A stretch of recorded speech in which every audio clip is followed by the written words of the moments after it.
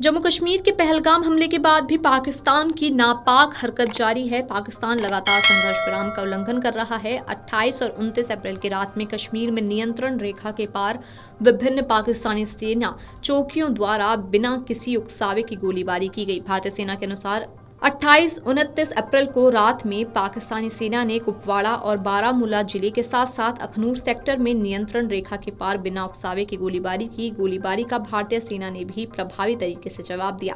पहलगाम हमले के बाद बनी तनाव की स्थिति के बीच पाकिस्तान जम्मू कश्मीर के नियंत्रण रेखा पर भारतीय सेना की चौकियों पर फायरिंग कर रहा है। रविवार रात भी पाकिस्तान ने भारतीय सेना की अग्रिम चौकियों पर हल्के हथियारों से फायरिंग की। भारतीय सेना भी इसका मुंहतोड़ जवाब दे रही है। आधिकारिक सूत्रों के अनुसार पाकिस्तान की ओर से गढ़ी हबीबुल्ला, हलन शुमाली, अलियाबाद, चकोटी और केलाबंदी के क्षेत्रों से कुपवाड़ा में फायरिंग की गई। वहीं भट्टल, कहूटा और फॉरवर्ड कहूटा के क्षेत्रों से जम्मू संभाग के पुंछ में फायरिंग कर भारतीय चौकियों को निशाना बनाने की कोशिश की। हालांकि फायरिंग में किसी तरह के नुकसान की खबर नहीं है।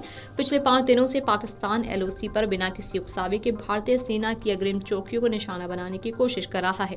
पहलगाम आतंकी हमले के बाद से ही पाकिस्तान डरा हुआ है। वो भारत की जवाबी कार्रवाई के डर से छटपटा रहा है। पहलगाम में हुए आतंकी हमले को लेकर दोनों देशों के बीच तनाव चरम पर है। आतंकी हमले में 26 नागरिक मारे गए थे। डरा हुआ है कि भारत सर्जिकल और एयर स्ट्राइक से भी खतरनाक ऑपरेशन कर पहलगाम के मासूम लोगों का बदला लेने की तैयारी कर रहा है। इससे पहले पाकिस्तान ने 27 और 28 अप्रैल की रात को कुपवाड़ा और पुंछ जिले के इलाकों में छोटे हथियारों से गोलीबारी की थी। इसका भी जवाब सेना ने दिया था। भारतीय सेना के अधिकारियों ने सोमवार को एक प्रेस बयान में कहा कि पुलवामा के बाद जम्मू कश्मीर में हुए सबसे घातक हमले के बाद भारत और पाकिस्तान के बीच तनाव बहुत बढ़ गया है। पाकिस्तानी सेना लगातार संघर्ष विराम समझौते का उल्लंघन कर रही है। बता दें कि भारत और पाकिस्तान के बीच संघर्ष विराम समझौता फरवरी 2021 से प्रभावी है। साथ ही आपको बता दें कि 22 अप्रैल को जम्मू कश्मीर के पहलगाम में अपने परिवार के साथ छुट्टियां मना रहे 26 लोगों को पाकिस्तान समर्थित आतंकवादियों ने गोली मार दी थी। आतंकवादियों ने उनकी धार्मिक पहचान जानने के बाद उन्हें गोली मारी थी। मृतकों में 25 भारत और एक नेपाल का नागरिक था। भारतीय खुफिया एजेंसियों ने इस हमले के लिए पाकिस्तान स्थित आतंकी संगठन लश्कर-ए-तैयबा समूह के जुड़े गुर्गों को जिम्मेदार ठहराया है। इस घातक हमले के मद्देनजर भारत ने सिंधु जल संधि को स्थगित रखने सहित कई कूटनीतिक उपायों की घोषणा की। प्रधानमंत्री नरेंद्र मोदी ने कहा कि आतंकियों और साजिश रचने वालों को करारा जवाब दिया जाएगा। अटारी बागा बॉर्डर को भी बंद कर दिया गया है।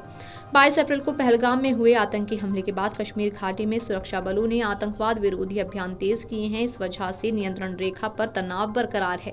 इस हमले में 26 लोगों की मौत हो गई थी। इससे पहले भारतीय सेना ने 26 और 27 अप्रैल की रात को भी नियंत्रण रेखा पर पाकिस्तानी सेना की गोलीबारी का जवाब दिया था। इसमें टुटमारी गली और रामपुर सेक्टर के कई इलाकों को निशाना बनाया गया था।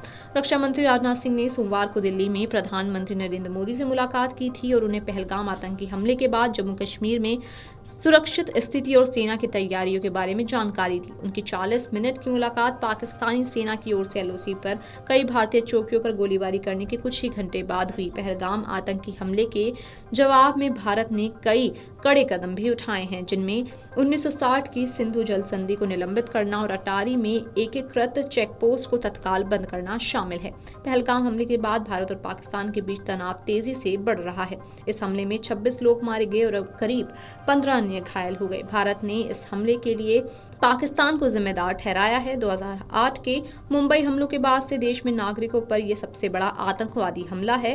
Video desk amarujala.com। अगर आप ये वीडियो YouTube पर देख रहे हैं तो हमारे चैनल को सब्सक्राइब कर बेल आइकन दबाएं और Facebook पर देख रहे हैं तो हमारे पेज को लाइक करें। 8 मिलियन प्लस सब्सक्राइबर, आपके इस भरोसे के लिए बहुत धन्यवाद।